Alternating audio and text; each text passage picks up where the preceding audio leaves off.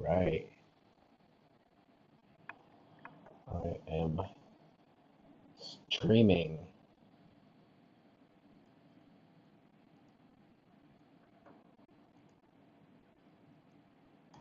on our YouTube channel.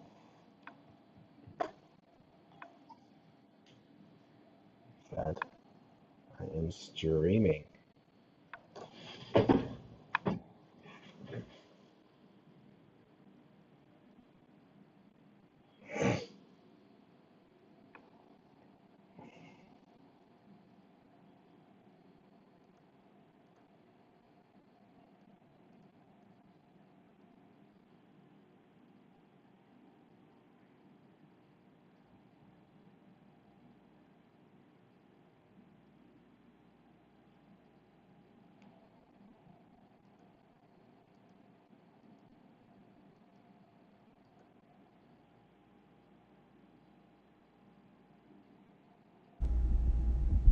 Oh, there we go. That's my phone's camera. This is your adjust the size and frame.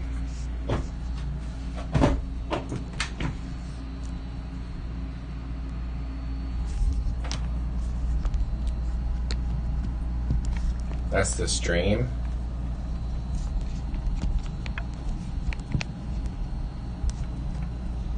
Oh, maybe it's not the right link, but that was my attempt at giving you the stream.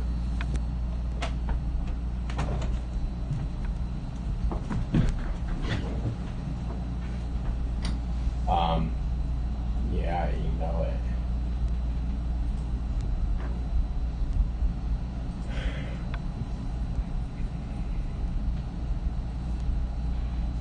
So how do I monitor?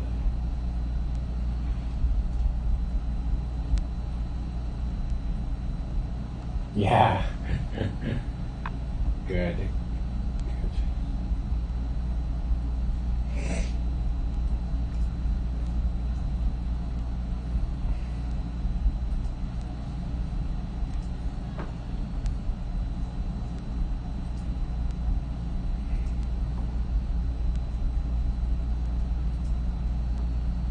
Here's the stream URL. Here, let me just, I got it for you.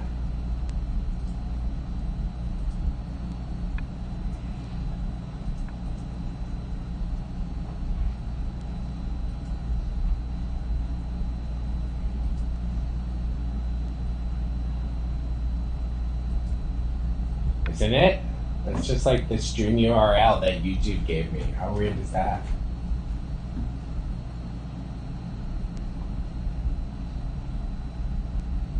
No.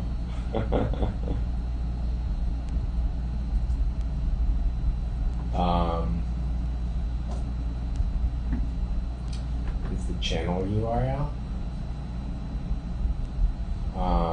Should be 90% art, one word, 90 is in letters, percent is in words.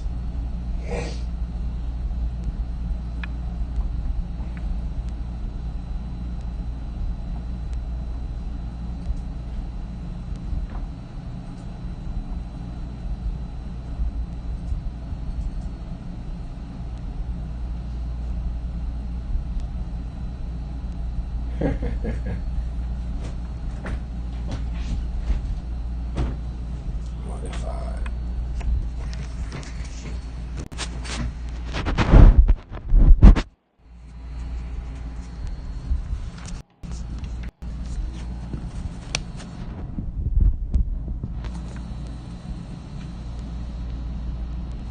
Yeah, nice.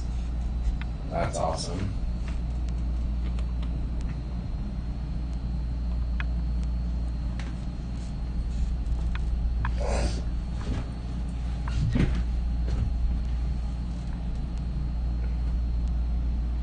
Okay, one sec. I'll dig a little further. What do I do?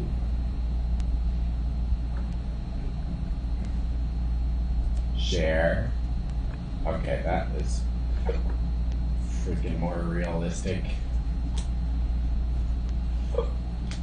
Oh, that'll do.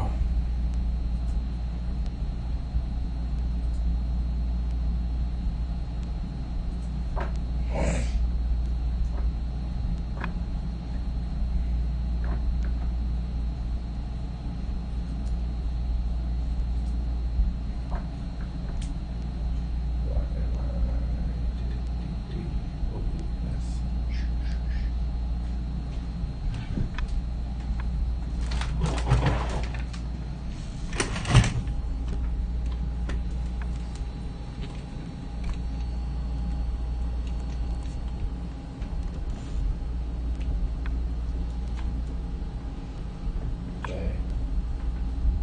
I think I have a decent view.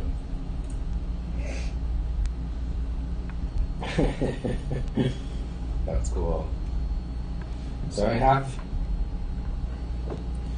maybe I will try this thing today. I have this universal pen holder that I made that I never really bothered to try because I always wanted something spring-loaded, and I was able to get this spring-loaded system set up for those pilot pens.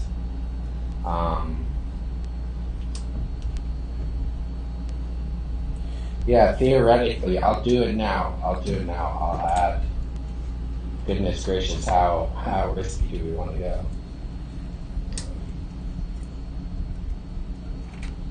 I will use. Oh well, yeah. I'll. What's that? Yeah, I'm just going to use a ballpoint pen in the fixed mount, or as I bet you I have a better micron or something. I don't care about around here. Sure.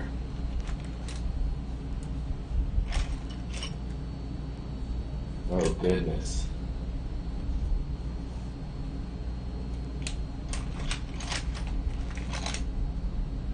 Yeah, give me the 05. Okay. I rock the 05 micron, you know. I gotta work on my camera placement, you know.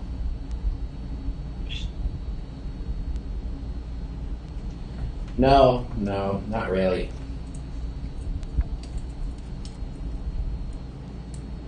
Yeah, goodness.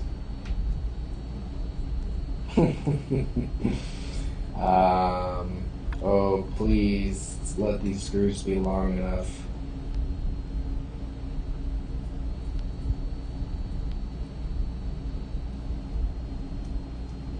Yeah, well, there are tons of ways we can make that happen.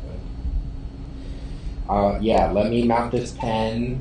I have, there's an easy way and a hard way, but you should start looking for a good picture of Tom, I guess.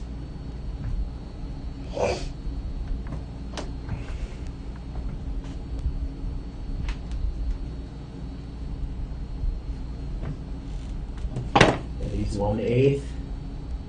That will do.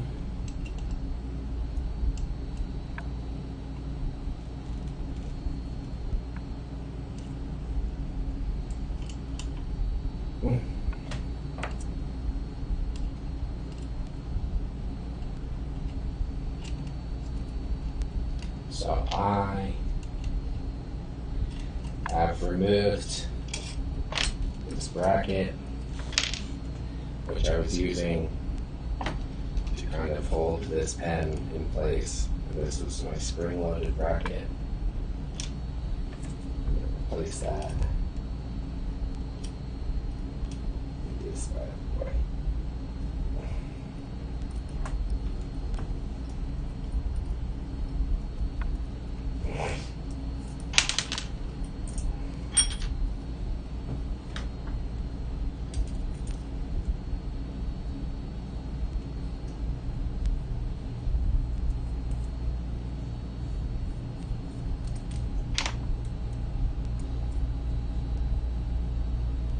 I'm either going to say Tom got mad pics on Facebook.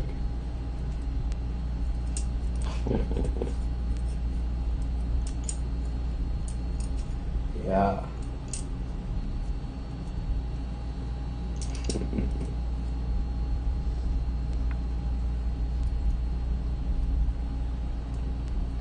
Oh, I guess this needs to be on the bottom all the way.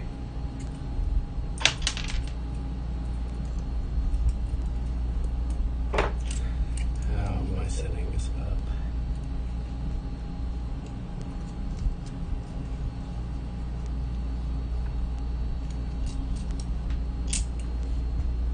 I'm sure he'll appreciate that. I bet you my streamers, they can't hear you though. That's a little unfortunate. I'm talking. Yeah, well, yes I do. I need to work on my OBS settings, y'all. This is just sloppy. But I got the best cam. Got the 2 desk cams set up. What's that? Oh, so I'm just installing this universal mount onto like this bracket that I can angle and control where it is on my gantry, on my z-axis. So that is going to get loosely set up there. I can angle this in some different settings. I'm going to try like an angled setup here, which is exciting. That obviously, yeah. What do I mean? I will hold the camera over to show you. This is what I mean. So it is set up to accept a pen right about here. Pull back a little bit. And so I guess it's a little funny in that it's like the oriented as if a lefty is drawing. But I don't have I don't feel like actually taking this off and putting it on the other side, because that just involves the whole fucking thing. Oops, excuse the language.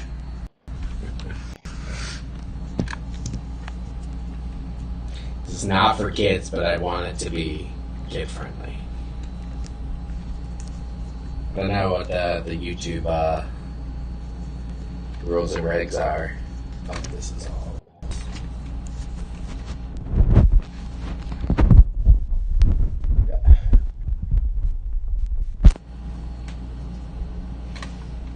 No, I haven't seen anything you've sent. Just gonna keep it back up. It's totally gonna fall one day. That is totally one of the things you can do. But there in Illustrator, rather than tracing an image, don't waste your time. Use the image trace tool. The image trace tool. Yes.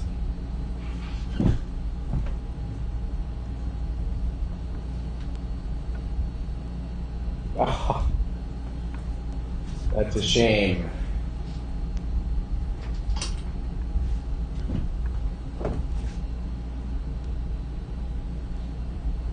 Yeah.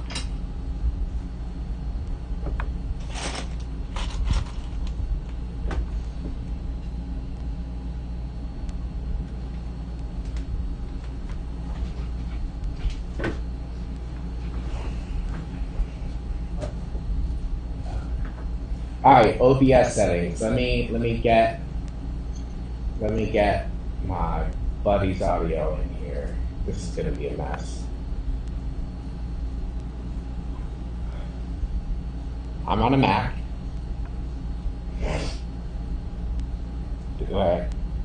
Yeah. I don't. What about jack input client or media source? Audio output capture, audio input capture.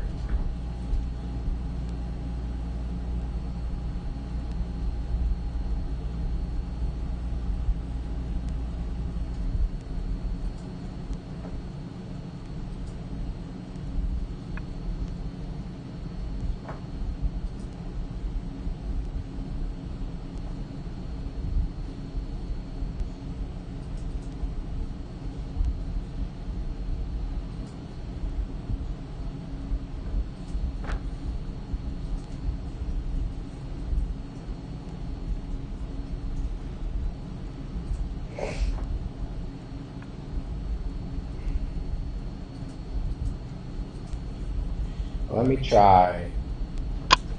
try what's built in audio output capture. Discord, I'm gonna label it. No, that's not quite right.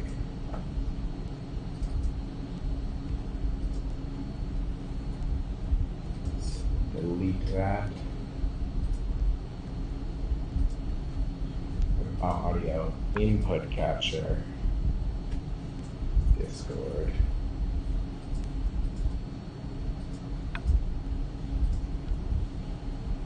That added like another mic.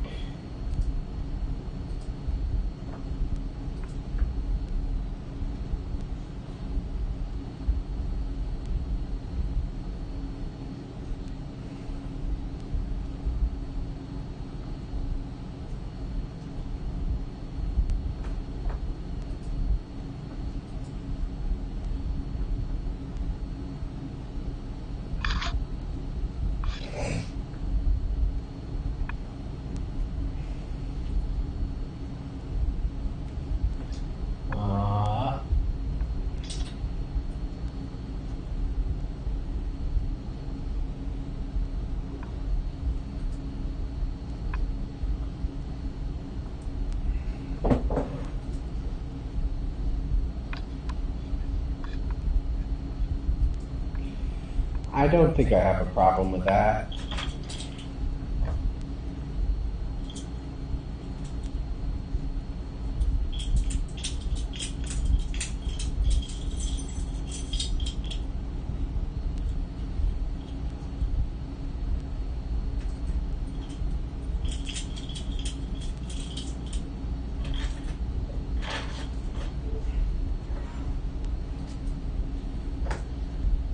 Okay, I'm trying. I show you a 30.9 megabyte plugin.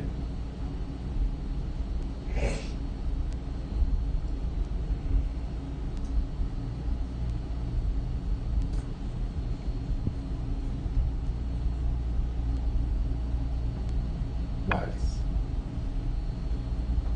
So open it up. Whether you want to open it up by opening up your image in it or whatever, it doesn't really matter. But as long as your artboard is like bigger than the image, that's like a nice place to start. Same size or bigger. So.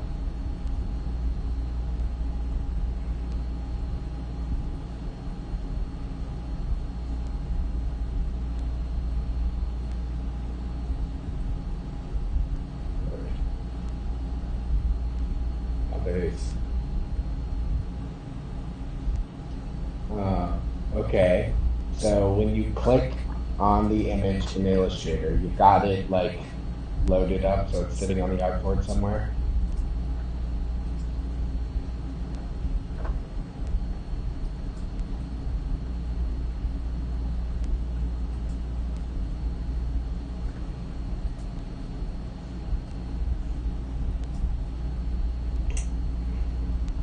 So with that set up, you should, if you click on it, you should at the top of the screen, is my guess, see image trace somewhere up there as like a button, and maybe there's like a menu button right next to it, or it itself will launch a menu.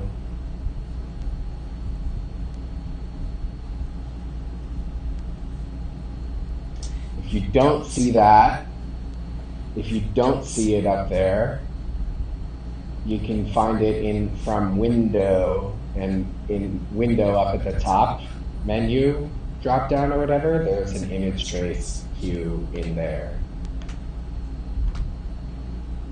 Yeah. So that probably launched like a preference panel. Nice. So, so many settings. You could try probably one of the presets like black and white or line art, and then within them, you probably still want to adjust the settings a little bit. It's really not too hard to just mess around with some sliders and find something. That's like the annoying part of it, is that there's still an art to it of just optimizing, you know, this or that. And like sometimes it is worth like masking the background like before you begin, just so you just have the face to work with, so it doesn't throw off all of your color garbage.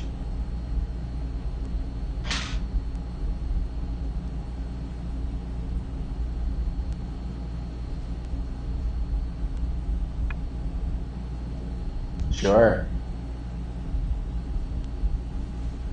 Yeah, we can't try. Well, excuse me. So, what? We don't. Yeah, we don't yet have a good way. We haven't yet cleanly solved or shortly solved the question of how do we draw a fill using like lines, you know? How do we do a vector fill inside of a closed shape to give tone to some of these objects that we would pen plot? And like, there are longer answers, which are like, I mean, custom, like make them, whether you're, like this might be something that I could do quicker in Illustrator, just like patterning a shape with a pattern stroke that is like tiny little lines. But then, yeah, as soon as we're like creating like a large file of lines, and the more software we pass it through to create the G code, the longer it takes, which is a problem that I've started to have.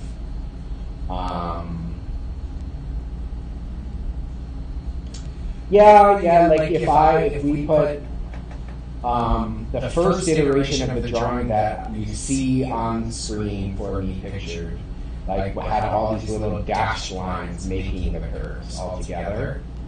And so like that file was, you know, 200 megabytes instead of 12.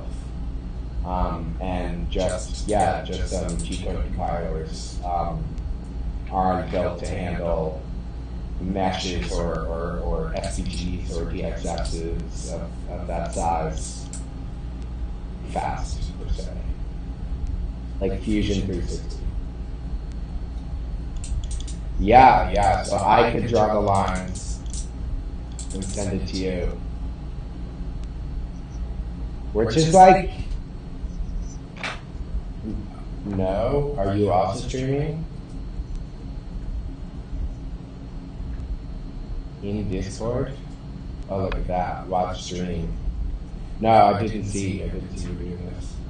Oh, that's me. You're streaming me.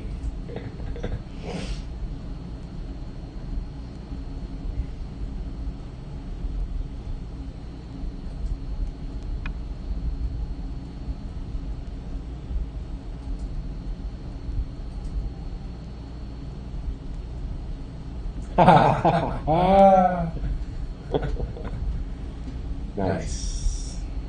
Yeah.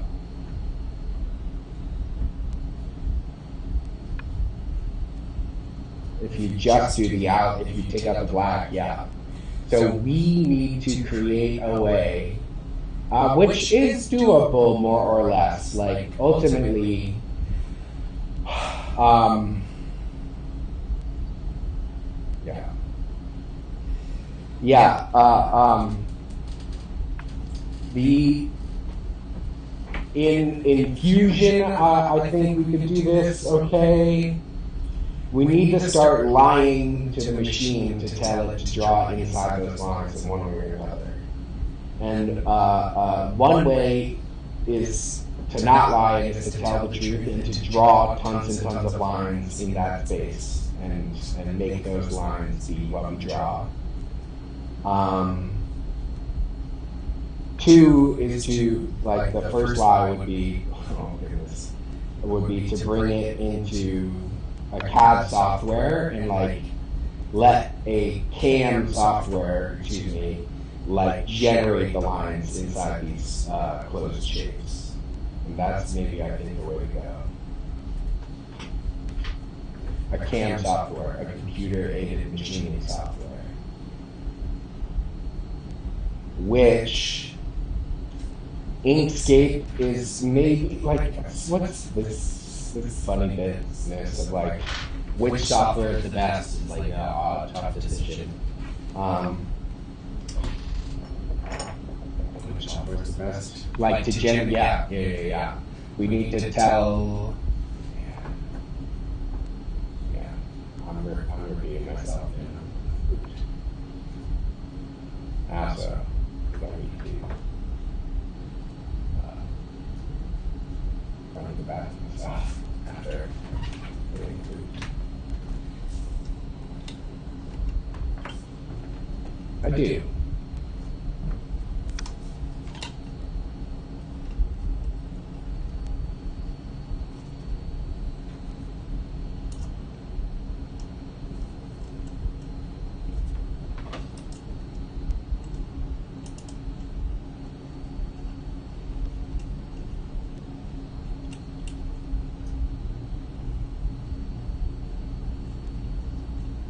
And now let's treat it pro, dude. You are. You get an image trace. You just turned a photograph into a vector set.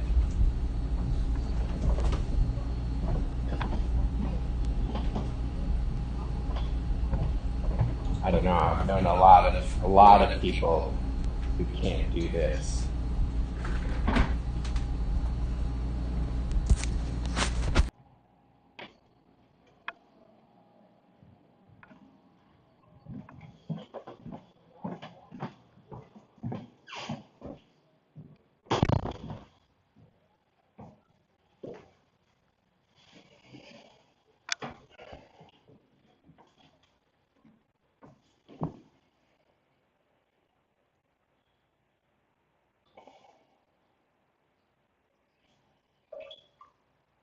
I don't know.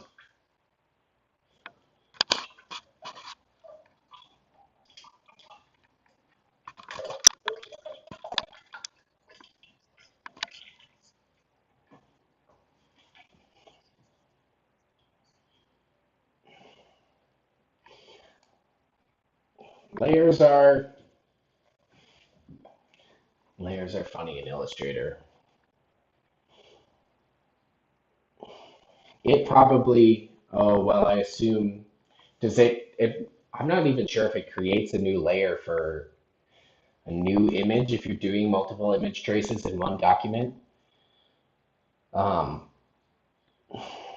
or like if it's all just in one layer in sub layers.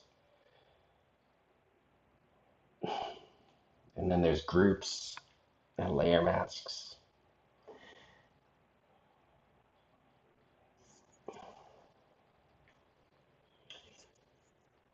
Yeah, I can't see right now, just so I'm out of the room. But I'll come back and check.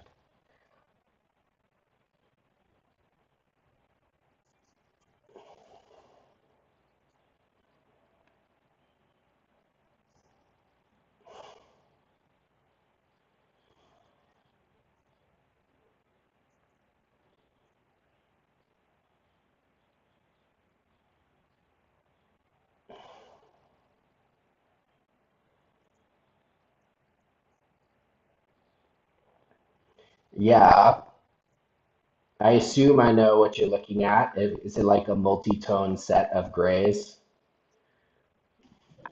We could, I mean, there would be,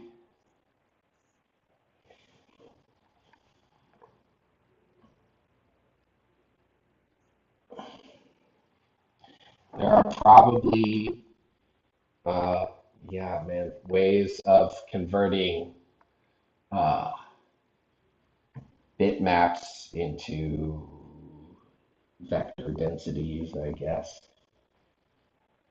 I wonder.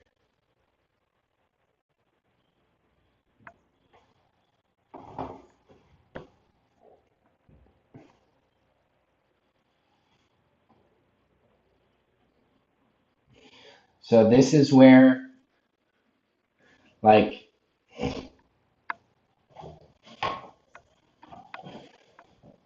yeah, yeah, a small poster.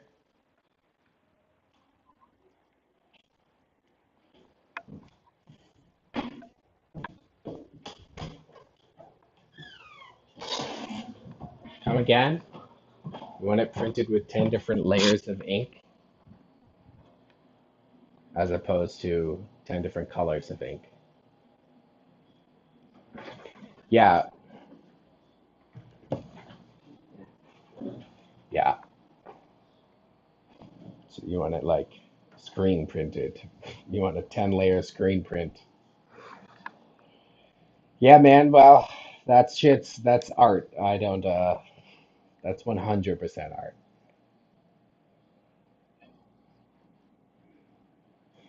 What you could so what like from here from like an image like that, like my thoughts are to go to like processing.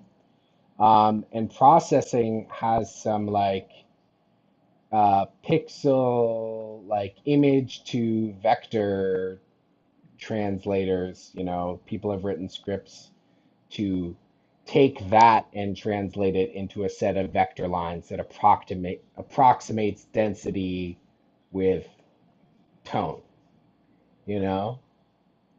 And then you just have a set of vector, but like how those lines are generated, like are, yeah, whatever. That's all. I mean, someone's code or something. Um,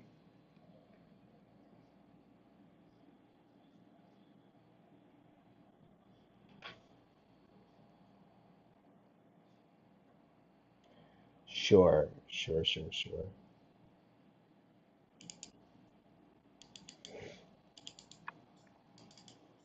But I mean, there are other like ultimately, yeah, man, like the way lasers do this is like, you know, they vary the intensity of a raster that passes through that. And like, yeah, I mean, one way to do that, I think like the best way to do this would to be like have 10 different tones of marker or something, 10 different grays, and then like figure out a way to just do any fill, you know, and then just like do all those fills and do 10 layers and do a 10 layer drawing, right?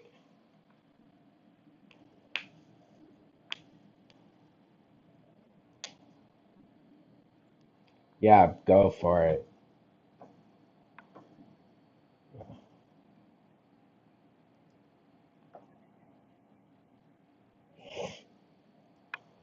Yeah, there, yes.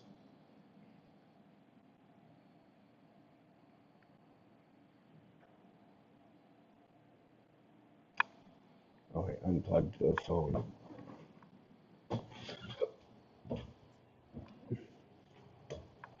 Yeah, yeah. You've done it now. Now you're a real Shepherd Fairy clone. Congratulations.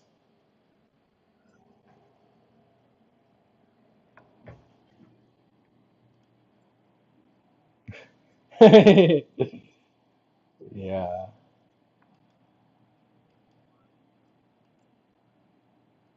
What am I doing? My phone.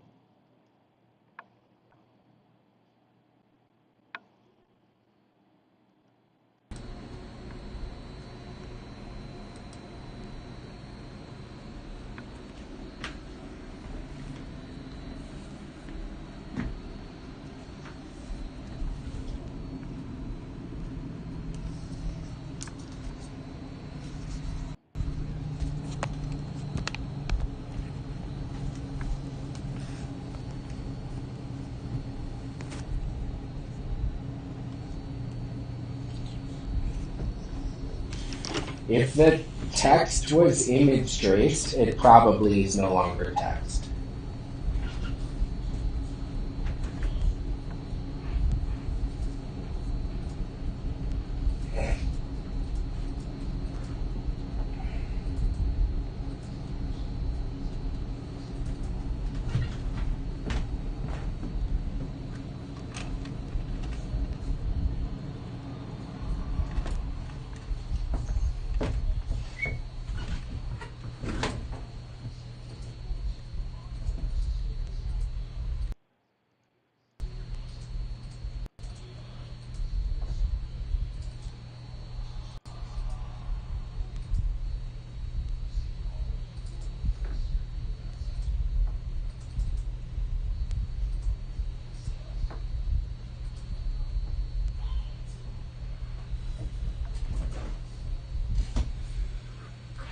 Oh.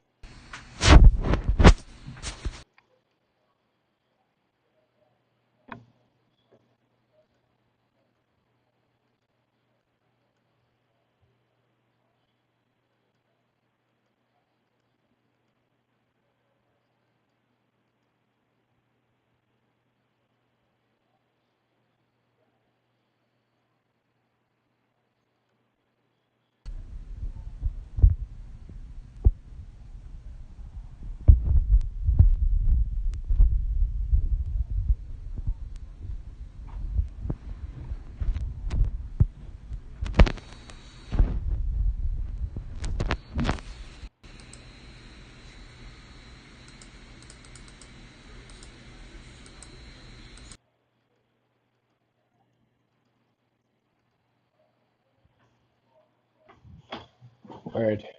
You want it on a postcard or what you call it?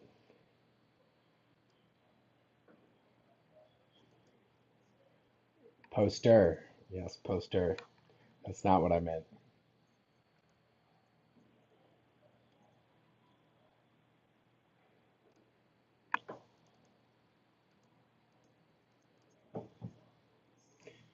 I have to.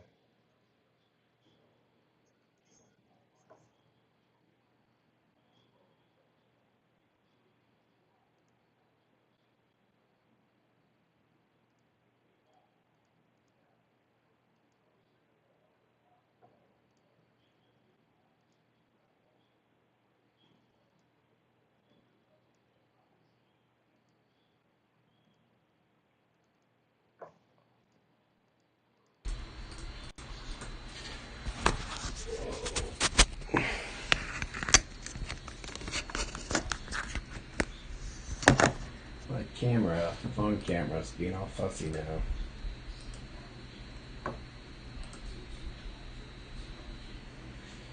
Um, it says it's connected on my phone, but I'm not getting anything to OBS. I might need to like stop and restart my stream, which is fine. I wonder if YouTube is gonna cut it into 2 videos.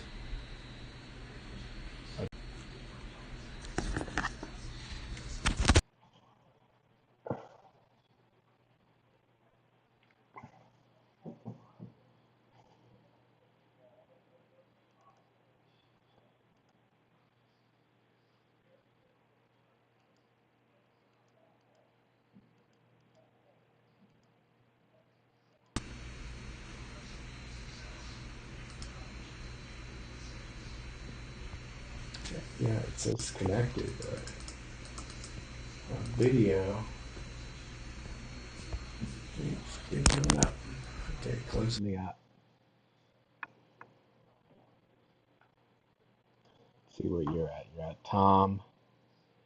Yes, multi-tone.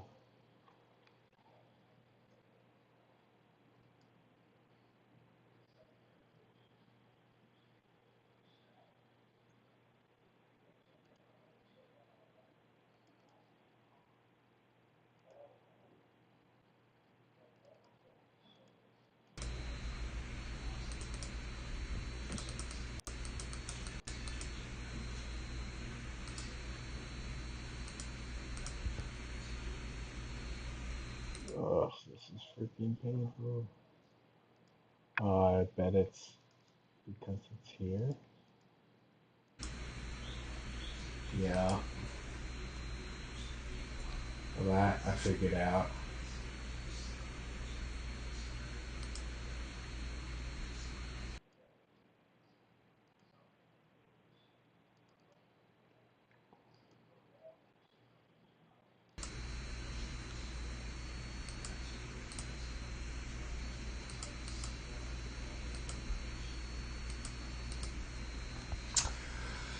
Um,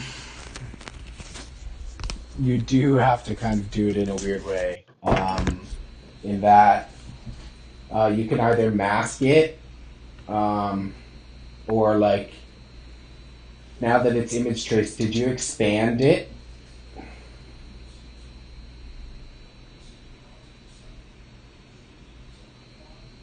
There's a button, I think, somewhere. Yes, it says expand down on the right. So expanding it finishes. I don't know that you should expand it. Expanding to do what you want. Expanding it like finishes the image trace, and now you can't adjust settings. But this is now like the shapes that you can now, if you wanted to modify these, you could select all of the same color and change that color, which you can't do within the image trace option. But before you expand, I think you should still be able to scale the image and mask it in like some weird illustrator ways that you just kind of got to get used to.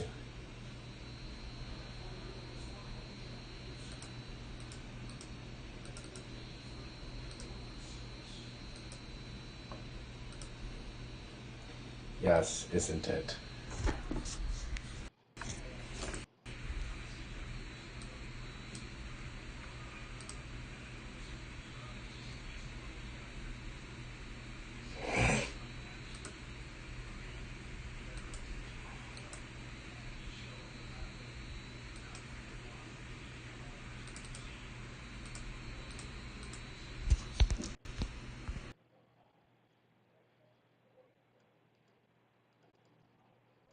Yeah.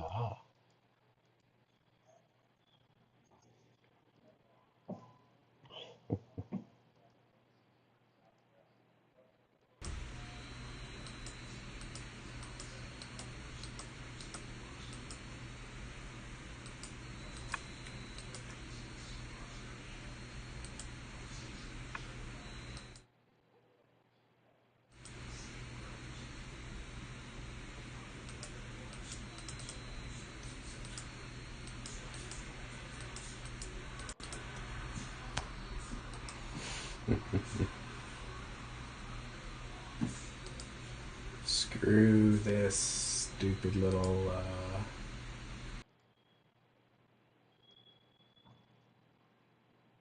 iOS camera. Create new.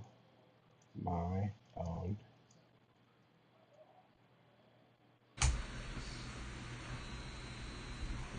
Great.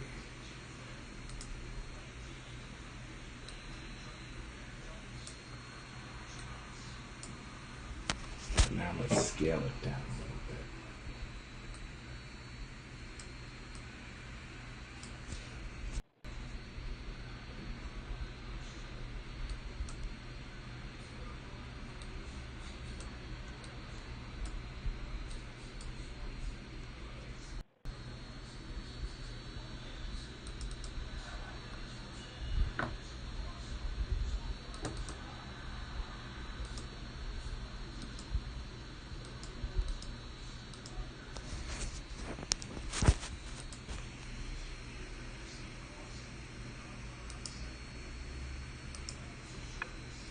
Yeah, chaotic.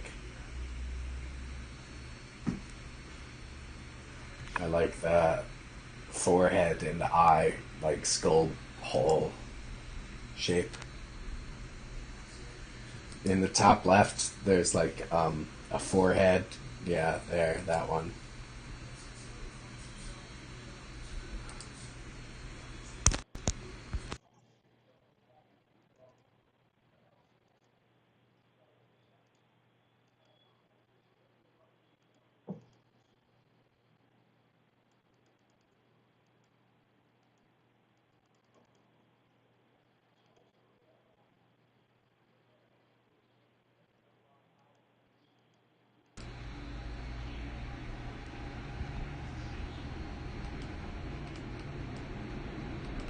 Ay, ay, ay, ay, ay.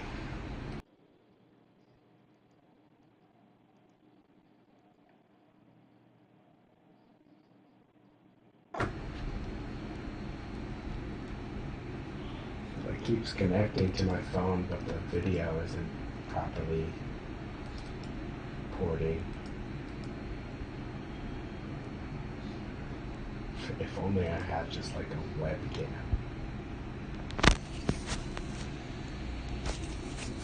Yeah, what did you end up getting? I remember you were talking about your lights, but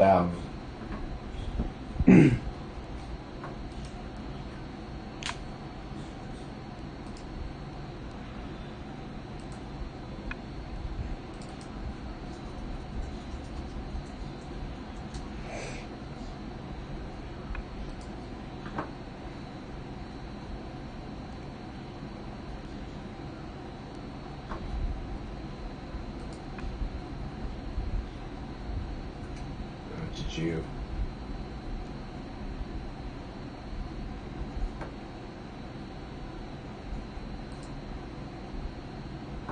Yeah, yeah, yeah.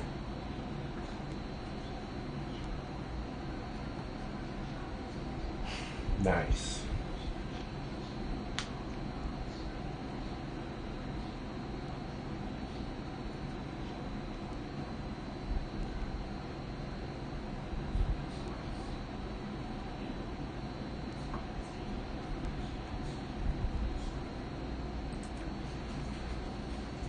Go crowd to yes.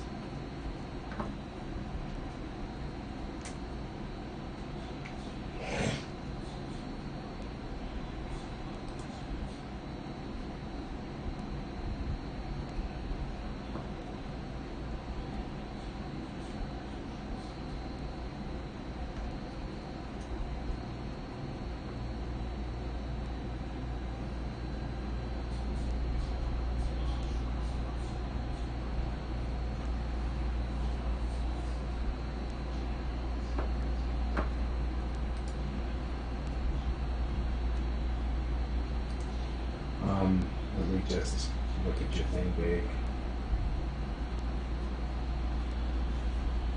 Oh, those properties, layers, libraries? No, those. Oh, those. Funny. Yeah, those should be different documents, but they all look the same for me. Yeah, yeah, that's generally that's how you, yeah. And you can pop them out any way you like, but yeah, that's multiple documents that you're working on.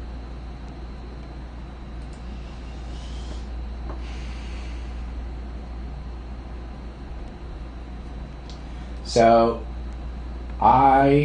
well, what I'm gonna show you a little bit of how I did this last drawing, the machine. I used the software I had it before in all this.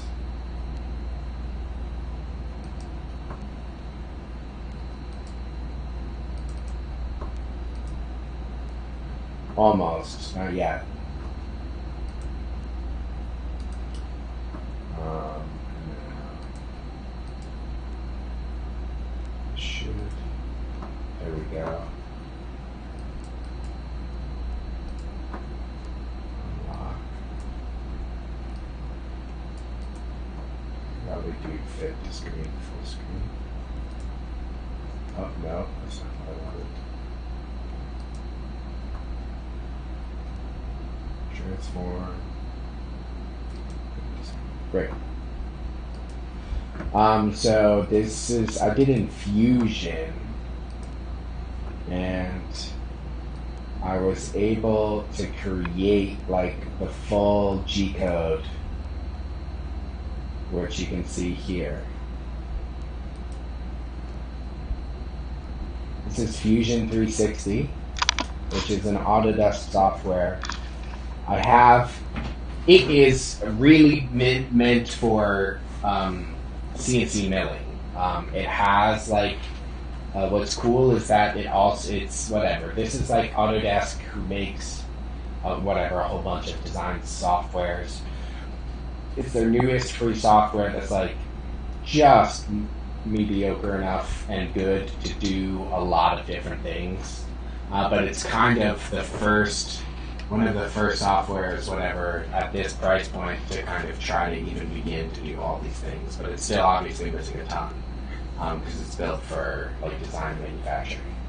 But it lets you I even lied a little bit, but I pretended we were cutting wood. But there's this trace function that lets you cut individual lines on top of one another really nicely. So that's what I did for this drawing.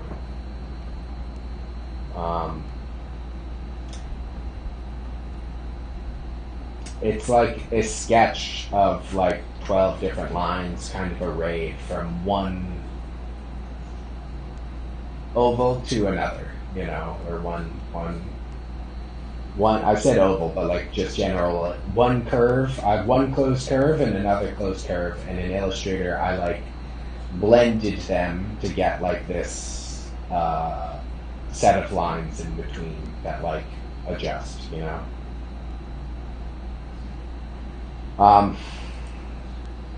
But then up here, instead of doing, what I did was a trace function, which I traced each one of these lines, which is great because now if I bring in an SVG with all of text, 2D text or whatever, or 1D text,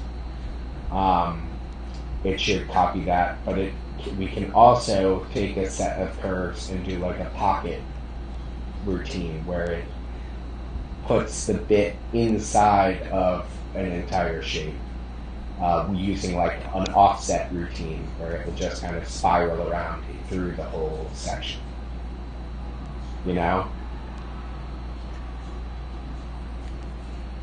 Sure.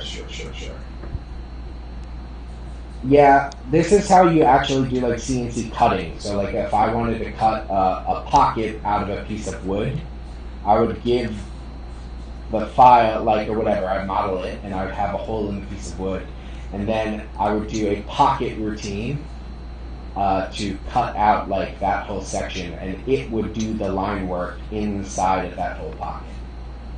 Because my cutting bit would be ½ inch thick, but my hole is 6 inches thick, and it will go spiral a ½ inch spiral or a 1/4 inch spiral or whatever your offsets want to be to kind of generate a pattern that clears out everything on the inside of a vector. So if you adjust your offsets, we could leverage that to make a lighter or darker shape based on the density of the spiral inside of a closed vector.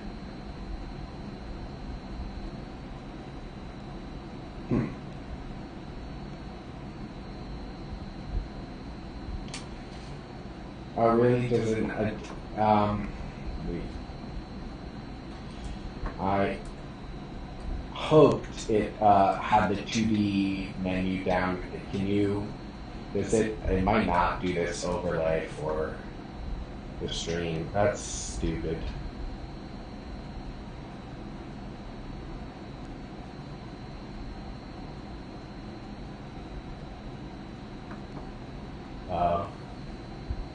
Yeah, but it's not, it's not showing up actually. What it's there's a hover over image that I was referencing that's not popping up for you. So, oops. But let me see if I can actually generate one. Let me just generate a pocket. I'm going to select this curve, this wide curve, and I'm going to set my tool. Moment. It's launched a window for me. And I'm going to do a sample. I'm going to say my tool is very thin.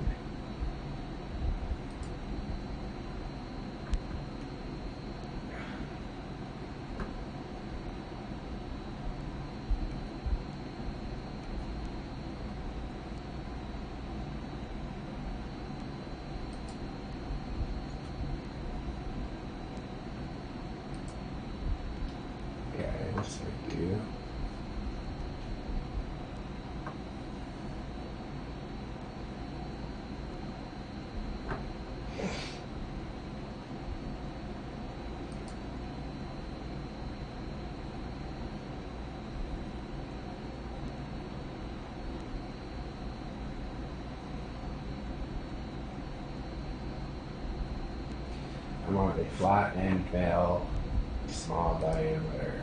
This is an 1/8" flat end bell. Okay. Select that bit. We will say passes maximum step over will be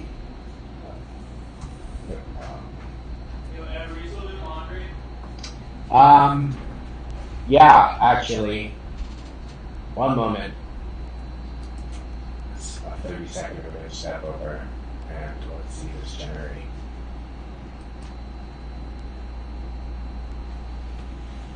%. But I will about to free. I'll free the laundry machine up in a moment.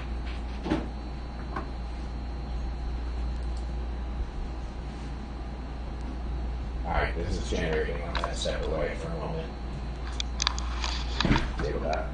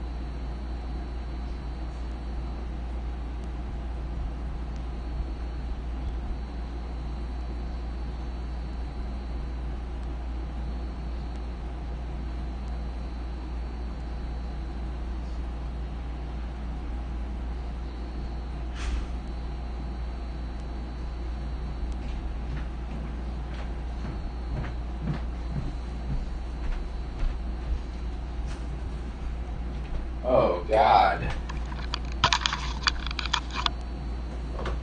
Oh, my goodness.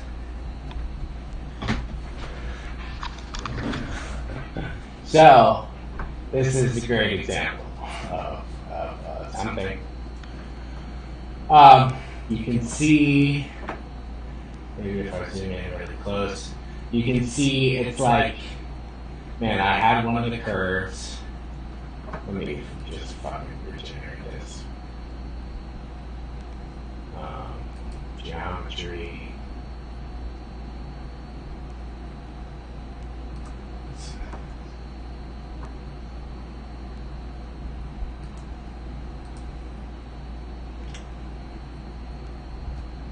Interesting.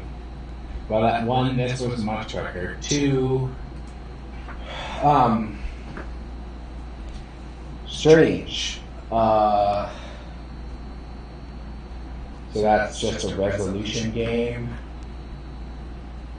What are my settings here? My output. It's not an encoder thing. Video. It's pretty low resolution output. Output scaled. Something super low.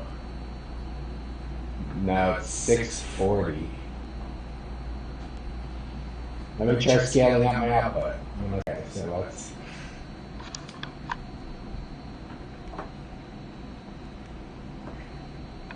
So I'm about to look much different from my capture scene.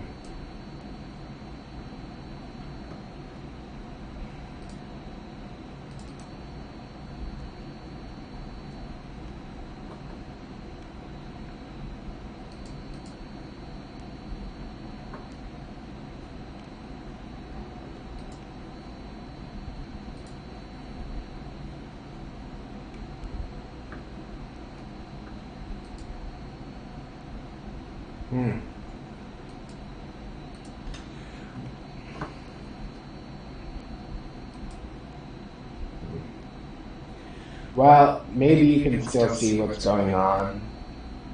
Like, that's funny.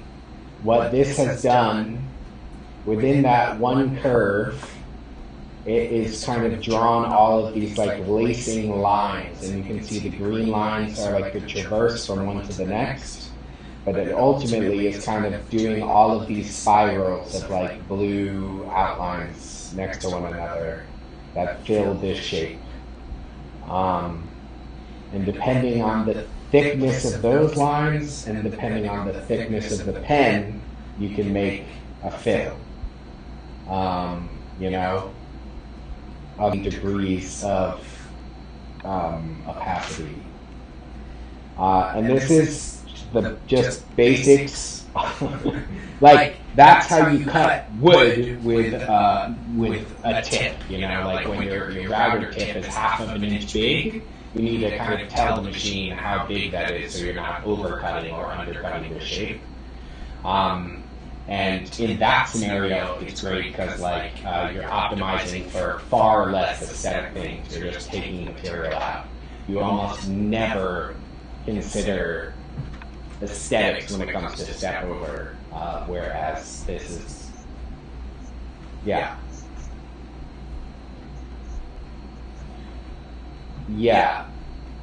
exactly. Yep. Yeah. If you want it hollowed out of a shape, I mean, of course, in certain scenarios, you could just cut the outline, and that's good enough. But that is called a profile cut. Whereas this is a pocket, which is essentially we are milling the interior of a shape out. And we can do that in a few sets of specific ways. Yeah, it's not really intended for, like pen movement. Whereas there are, like whatever, Fusion. It was really great. This was the first time that I used Fusion for a trace output, and it was really good and really clean and quite easy to do. And they have a post-processor which can translate all these movements. Yeah. So I had 12 SVG vectors, or whatever, however many there were here, and I just told it to essentially follow those vectors regardless of you tell it, you give it a little less information because you're just telling it to follow the line exactly on center, and it just runs the trace and moves the bit from line to line in between without drawing on the paper between. You can see these lift functions, I guess, on like the bottom slanting down. That's where it lifts from line to line to line. So yeah, there are just other softwares that like if we want to get artsy, like I just downloaded a plugin to maybe even get rid of Fusion for tracing, which was like essentially a direct Illustrator to G-code plugin, which I found that a direct Illustrator to G-code plugin that I guess I'll send you. I haven't even looked to see if it can handle fills yet. Line section, it kind of color lines. Yeah, I don't think so. But I'll send it to the Discord.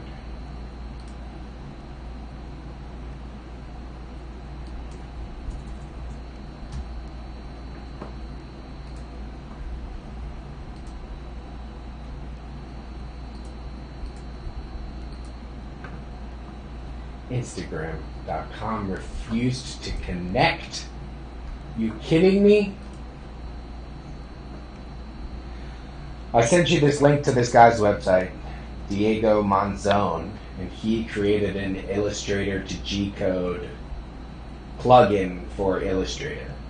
And it's essentially like a little tool or whatever, like an X tool, that you can give it some G-code schema for your machine, you know, like lift at this height, drop at this height, and it will, I think, translate vector lines in Illustrator into G-code properly, like with lifts and whatever.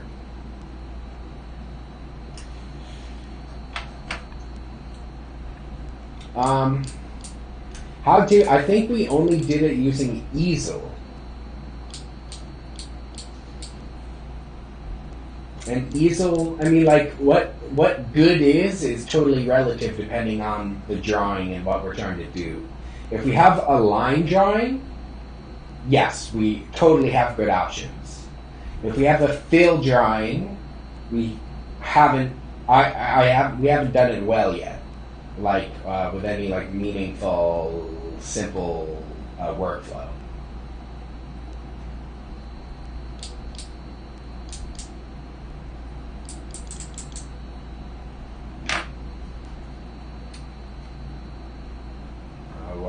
I'll show you once I restart my computer. I'll use it, I guess, today.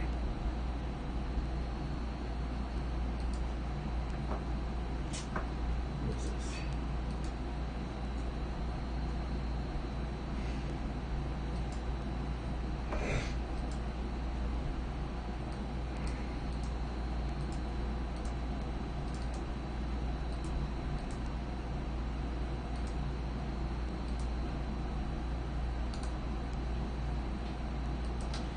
So, yeah, that's whatever. That's certainly why I'm playing with more just straight line drawings at the moment. Yeah, I mean, yeah. So, I mean, the short answer is we know how. We don't have a reliable and simple way yet. But Inkscape is maybe that, or like other, like these processing scripts are maybe that.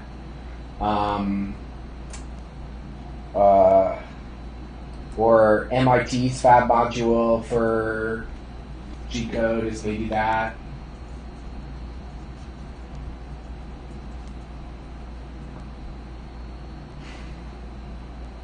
I think bringing it into like a CAD CAM software like Fusion.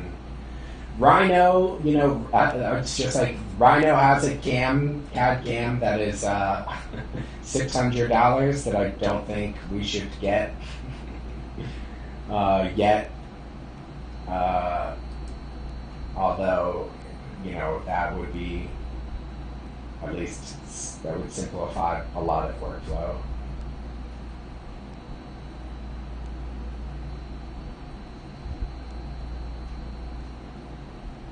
a Rhino cam. We would still need to I figure out a whole bunch of stuff.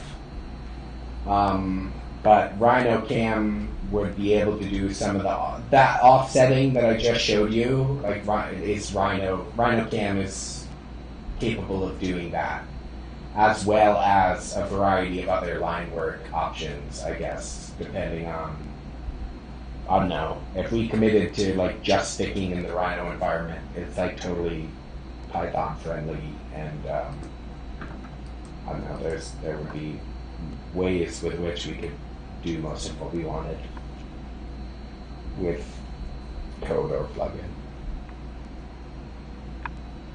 modules.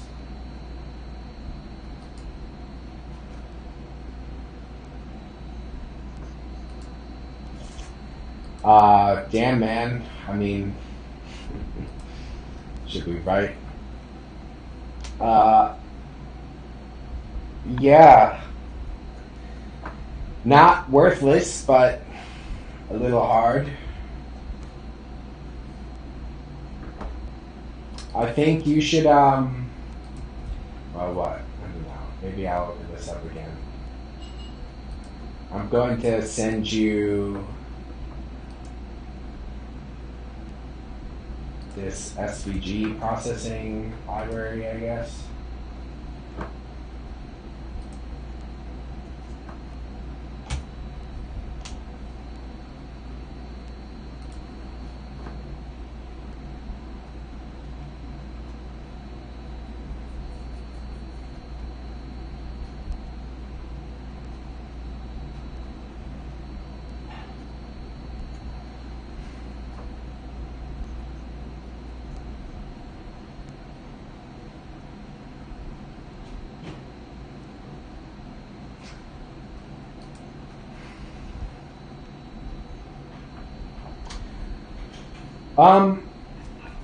I think it's one step convoluted.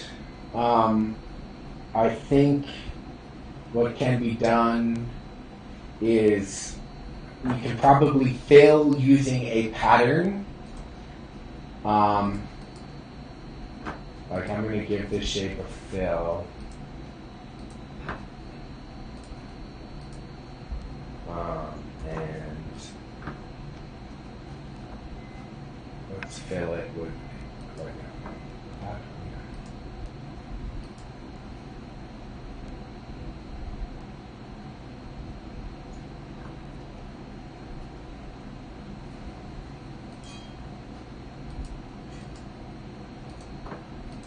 Like, just fill.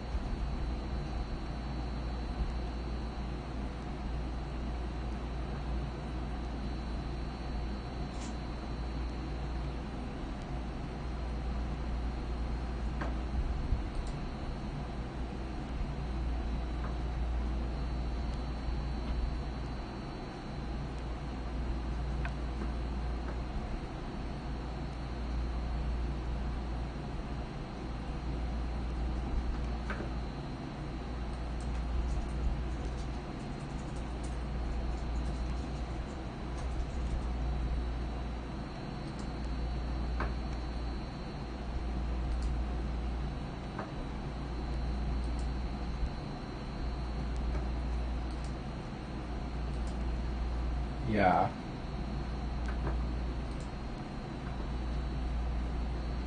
Yeah, I don't know if I mean, yeah, like this pattern options is like totally grayed out for me, right?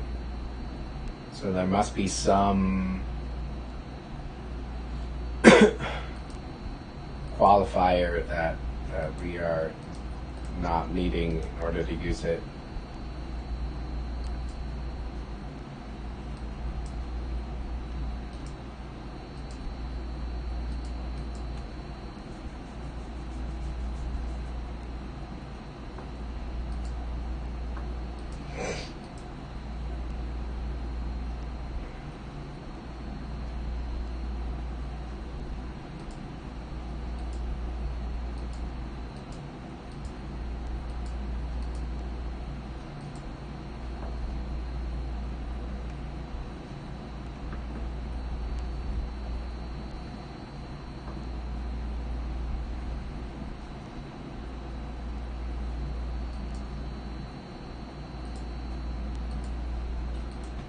Inkscape.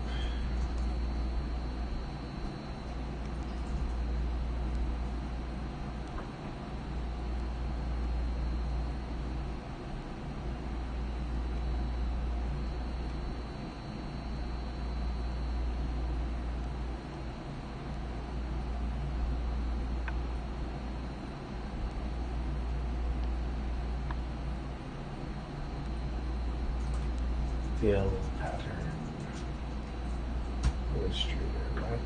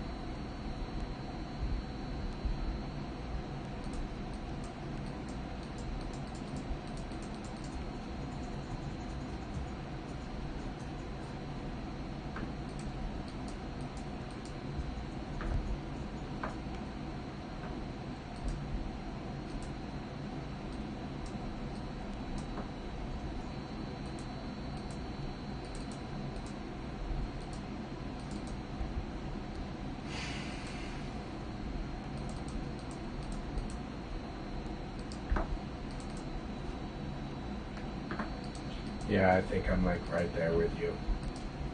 Except I'm having another weird.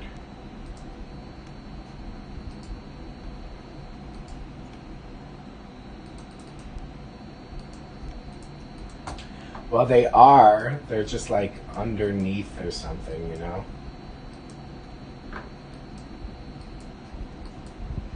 Well, yeah, this is like what masks are.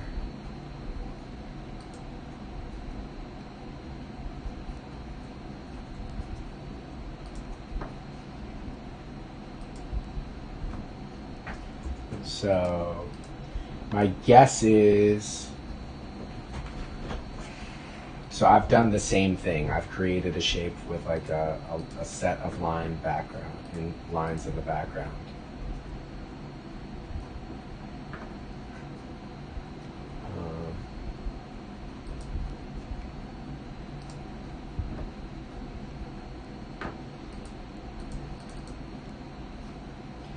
And then you can adjust the pattern options like the tile and blah blah blah.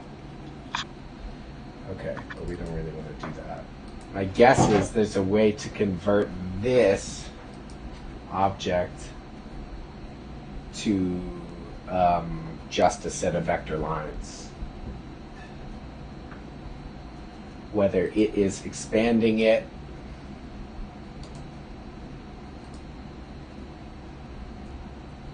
that, and then we ungroup, release clipping mask. Oh, that didn't work.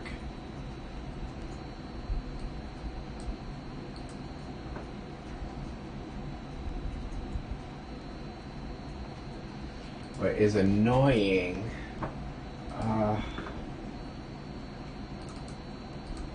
is that my swatch or whatever was outlines. No, they are lines.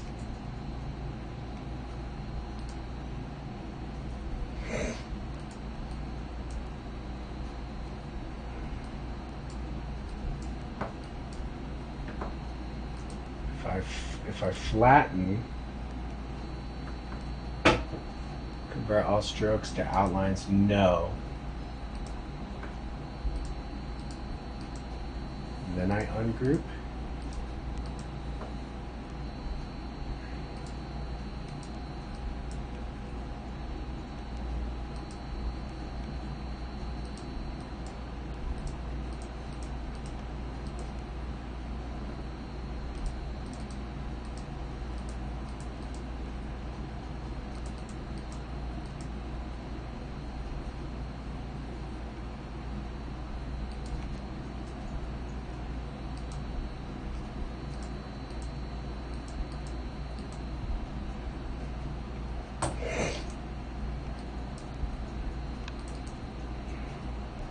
That you can do under select up at the top. There's a same and then fill color.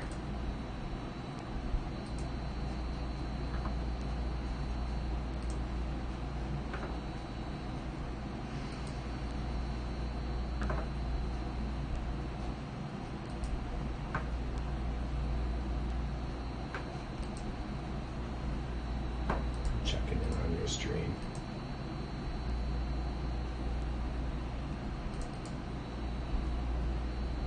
Pop the stream to another window.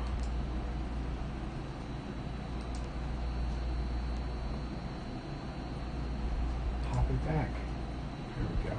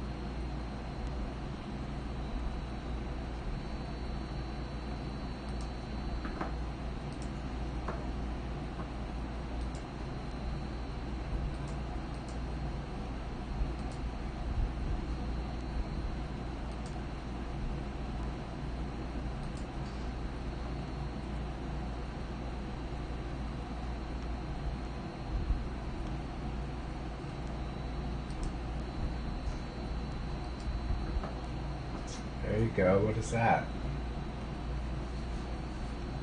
So you've put dots in a fill.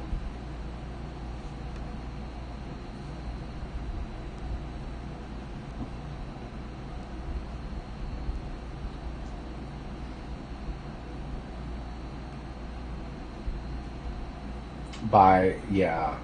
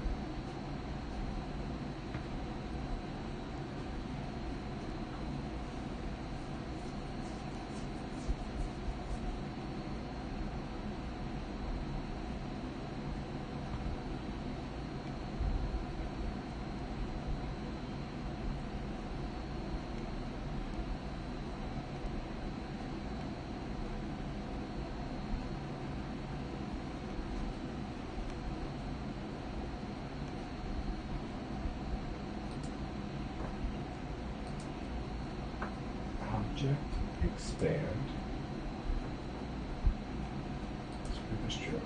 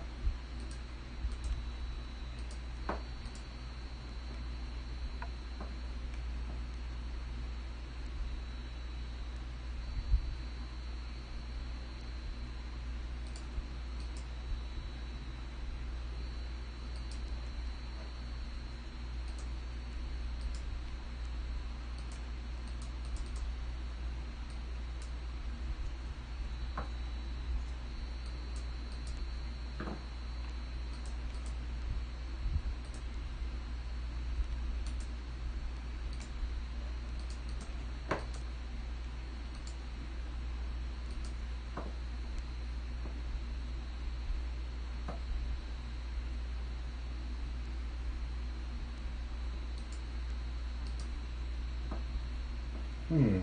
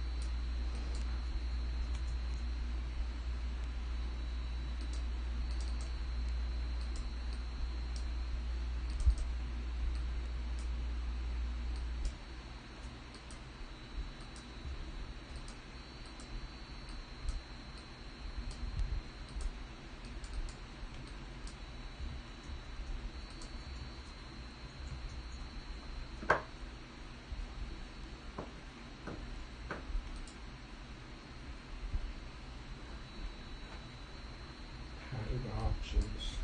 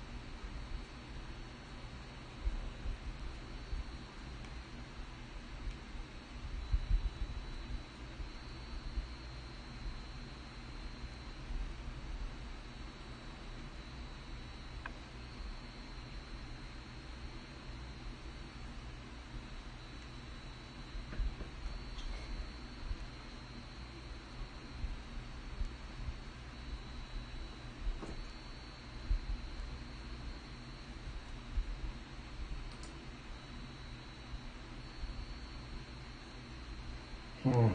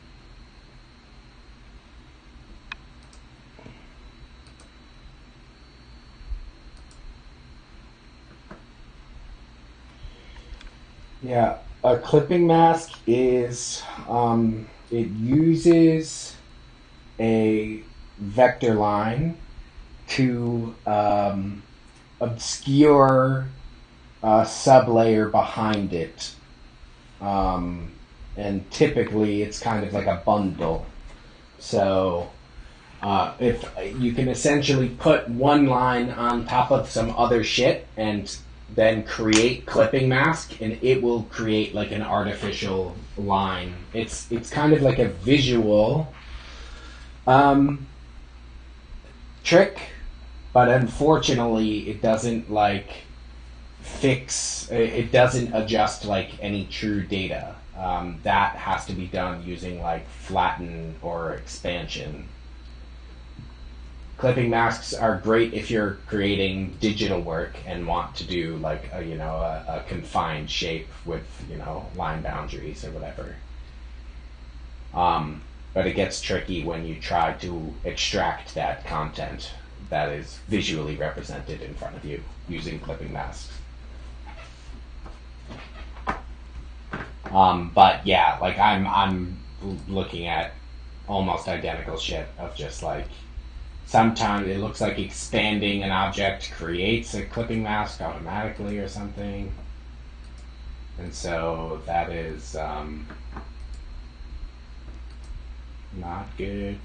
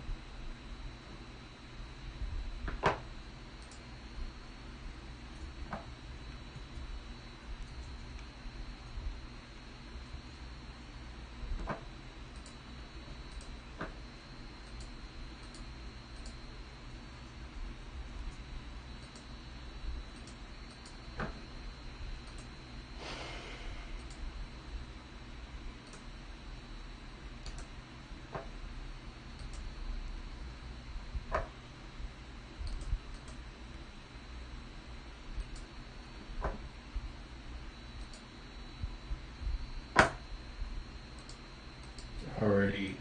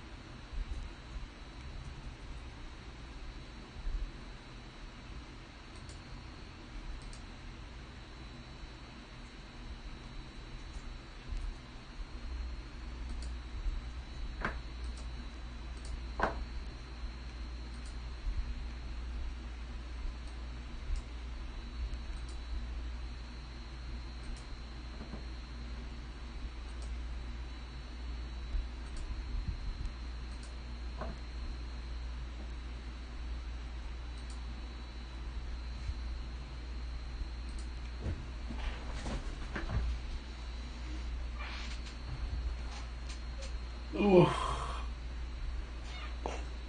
I may need to BRB.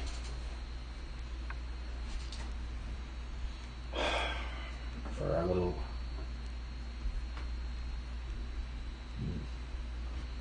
Alright. Excuse me.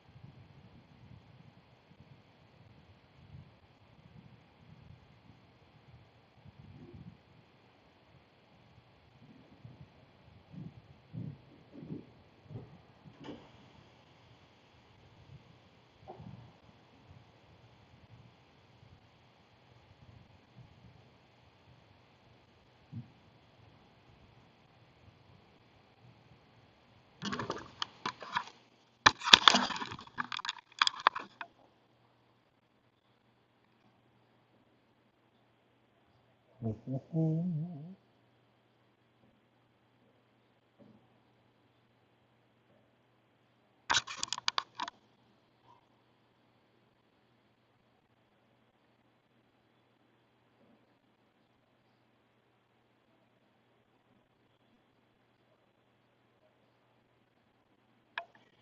right, I gotta take this dog on a walk, but I want to switch over to phone Discord, I guess.